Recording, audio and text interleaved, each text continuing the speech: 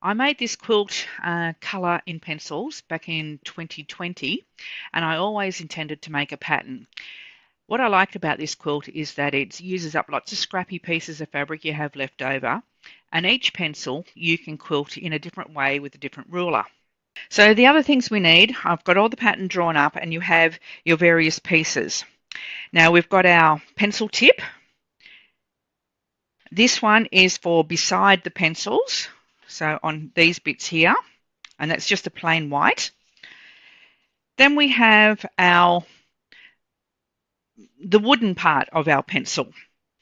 So we've got that one, I've got an extra of those, and then this one, a bit tricky to see, it goes at the top of the pencil once we piece it all together. So what we're going to do is we're going to place it behind, and the idea is to hold it up to the light. It's a bit tricky to try and do this while you're sitting at the machine with this camera, but we're going to put it behind, and using a couple of pins, so I'll just grab this in place and then show you. So I'm just going to, as I said, we've set the machine to a number 2 stitching length. Our pieces of fabric are in place. And we're just going to stitch along that solid line of our paper. So what we're going to do is fold our paper on our stitching line, smooth the 2 pieces down, and then we actually trim, if it's not quite right, to a 1/4 inch. So just line up your ruler here and trim any excess fabric away. So we're going to just start piecing some of these.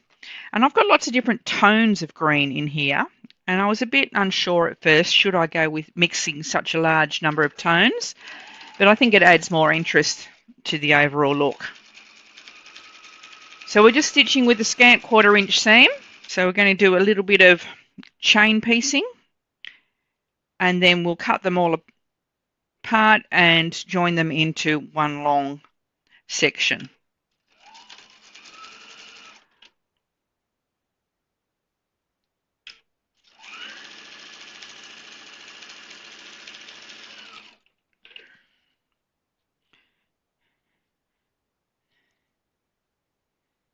Now, so this one I've still got a bit of selvage on the end, so I'll make sure that's hanging off the edge.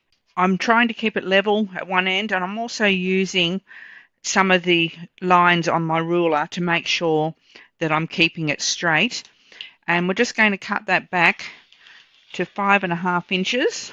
Okay, so I have now, I'll show you the other end, sewn our pencil tip to the piecing. And then we're going to make the sandwich. I've used basting spray to do so. And then using my matrix ruler, I've just positioned, and we want to mark 3 different lines, all 1 inch apart, these 3 here. So the ruler is a great idea. I can just simply slide that along, keeping it square, using these other marks to keep it aligned. And I'm just going to extend those lines all the way along. Now I'll mark the rest of that, and the other thing that we're going to do is we're going to use the Spinning Wave 6 with a 2 inch centre to quilt all our lines up here. Now this operates on a thumbtack, and we're going to position the thumbtack right there at our seam line for the point pencil tip, and then we'll line it up on here, and then when we quilt, we're going to be quilting, of course, a 1/4 inch away. And then we're going to just simply quilt back as we rotate on our thumbtack tip.